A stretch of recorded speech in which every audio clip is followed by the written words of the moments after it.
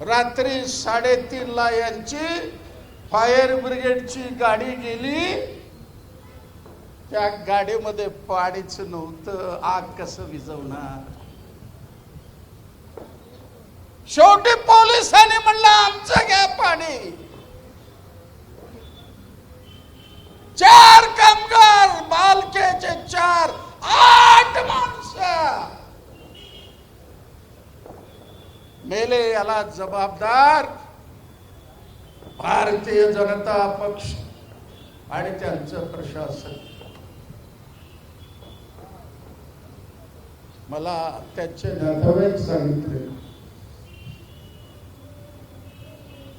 आई आणि मुलगी बिघडली त्यासाठी. आणि ज्या वेळेला फायर ब्रिगेडच्या जवानांनी प्रेत काढायला गेलं, त्यांच्या डोळ्यात सुद्धा पाणी आलं. त्या माऊली बरोबर ती लहान मुलगी घट्ट चिकटली. कसला थापा मारता तुम्ही शहरातला? आज परिवहन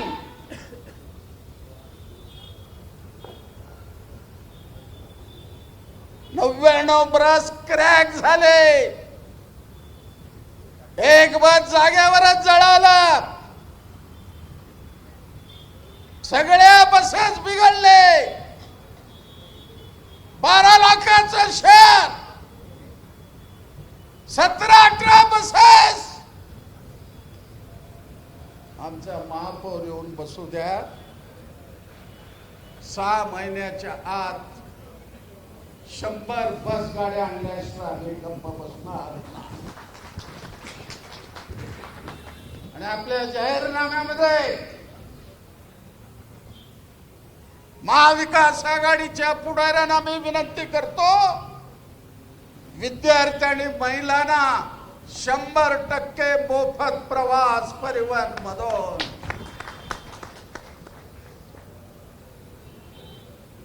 कसले रस्ते आहेत त्यांचे?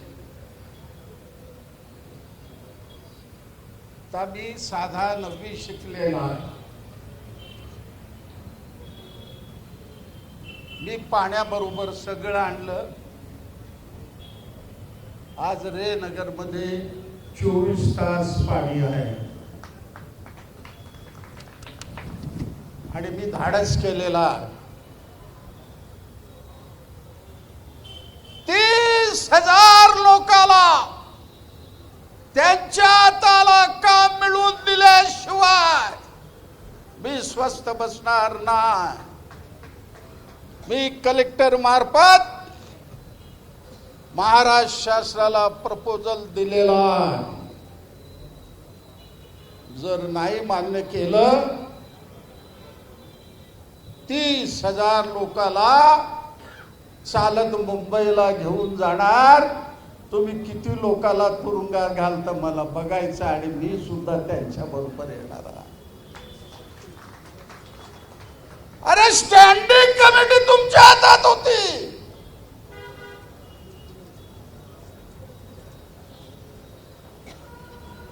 तुम्हाला अध्यक्ष निवडता आलं नाही.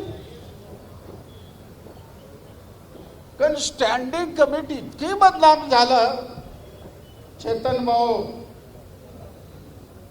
सगळ्याला ताकीद द्या. कष्टाची भाकरी मरेपर्यंत राहते. महानगरपालिकेचं पाकिट संस्कार बंद करा. कोण अधिकारी किंवा नगरसेवक पाकिट मागेल त्याला सरळ लाचलुचपत प्रतिबंधक कायद्याकडे द्या. गरज पडलं मला सांगा. मुंबईपर्यंत सगळ्या अधिकाऱ्यांना मी ओळखतो. आज काय परिस्थिती आहे? सोलापूर शहर मार्शललाचं शहर. सोलापूरचं शहर हुतात्म्याचं शहर. यांनी काय करून ठेवलं? मी आज पालकमंत्र्याला विचारतो, माझ्या सोलापूरला कुठं नेऊन ठेवला रे राजा?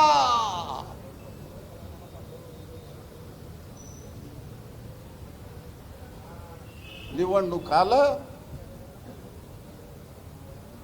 पोलिसाचा वापर करा, सरकारी मशिनीचा वापर करा, गुंडांचा वापर करा, कटे तो बटंगे म्हणायचं, हिंदू मुस्लिम ख्रिश्चन मध्ये वाद लावायचं, विषारी प्रचार करायचं, आणि एकदा आपल्याला मत मिळाले 5 वर्ष लायचं नाही. अरे कोरोनामध्ये श्रीमती इंदिरा, ते आमची सोनिया गांधी, कोरोनामध्ये सत्ता तुमची होती. मोदी साहेब म्हणले घंटी वाजवा, त्यानंतर म्हणले आरती आरती. ते गंगेच्या किनारी जसं रेशनिंगला लाईन लावता तुम्ही, तसं प्रेताचं 2 दिवस 3 दिवस लाईन लागलं जाळण्याकरता. त्या कोरोनामध्ये मनरेगामुळं 8 कोटी ग्रामीण लोक जगले. नाहीतर मी आज या सभेत सांगतो,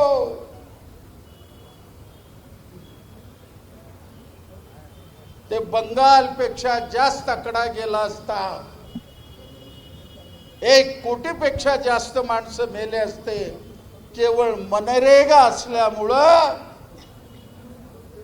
8 कोटी माणसाला ग्रामीण भागामध्ये काम मिळालं. केवळ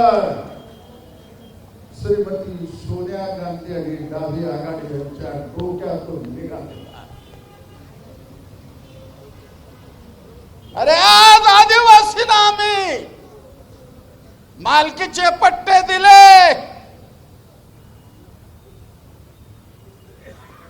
अनेक विषय आहेत. मी एकच विचारतो मोदी साहेबांना, त्यांच्या समोर बोललो, आता मैदानात आहे मी.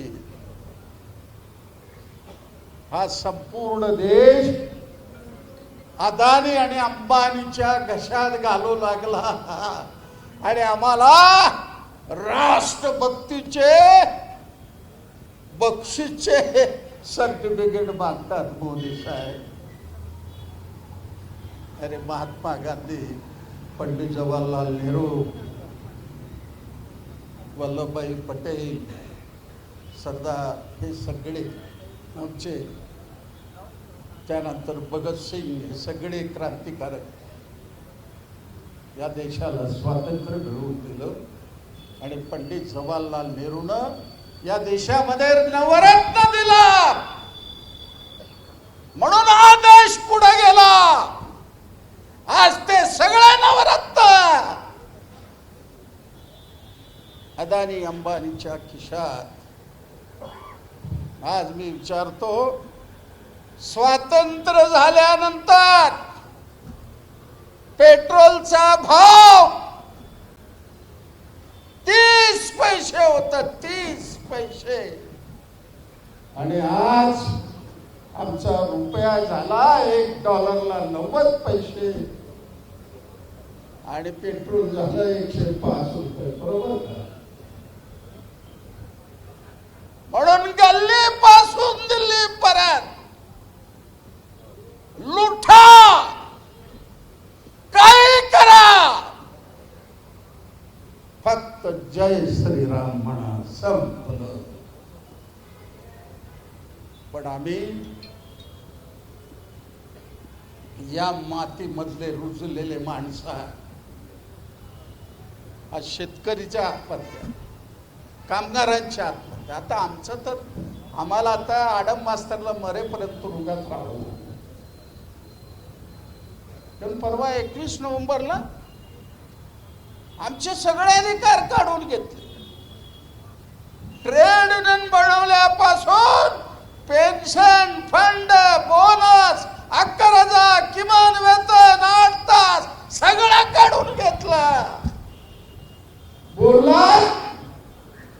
तुरुंगात जाणार.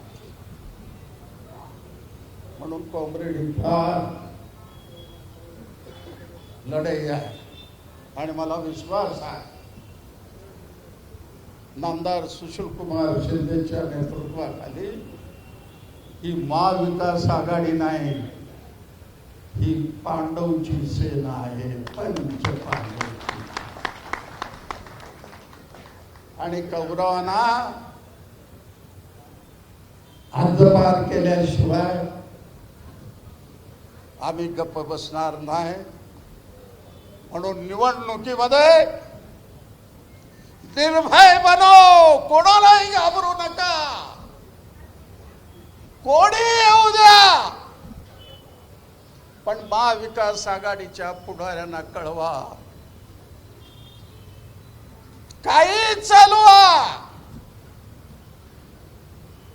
म्हणून याच्यावर मी जास्त बोलत नाही. मी ठरवलेलं आहे, अरे नगर जसं ताजमहल बघायला देशातले आंतरराष्ट्रीय लोक जातात, तसं 2 लाखाचं शहर या 2-3 वर्षात मी उभं केल्याशिवाय राहणार. आणि महाविकास आघाडीची सत्ता दिली. आज तुम्हाला मी सांगतो, माझ्याकडे अपंग माणसं देतात 1000 रुपये, कसा जगेल? महाविकास आघाडीची सत्ता येऊ द्या. अनेक कार्यक्रमात त्यांना 5000 निर्वाह भत्ता महापालिकेच्या वतीनं दिल्याशिवाय आम्ही गप्प बसणार नाही. झोपडपट्टीमध्ये नळ आणि त्यांना पक्का घर.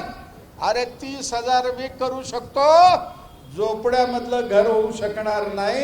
एकदा महापौर करा, कसं बंगला तुमचा होत नाही मी बघतो. आहे त्या ठिकाणावर तुमचा बंगला करून दाखवायची जबाबदारी महाविकास आघाडीची. आता उठाय, 15 तारखेपर्यंत विश्रांती नाही आहे. आणि सोलापूरची जनता एकदा उठली तर विजय झाल्याशिवाय राहत नाही. म्हणून माझी तुम्हाला विनंती आहे, महाविकास आघाडीच्या पाठीमागं जनतेचं पाठबळ उभं करा. भारतीय जनता पक्ष आणि त्यांचे पिलावळ यांचा कारभार चव्हाट्यावर आणा. लोकांना या सगळ्या गोष्टी समजावून सांगा. 16 तारखेला महाविकास आघाडी निवडून आला, 17 तारखेला जबरदस्त जल्लोष हो मैदानात केल्याशिवाय राहणार नाही.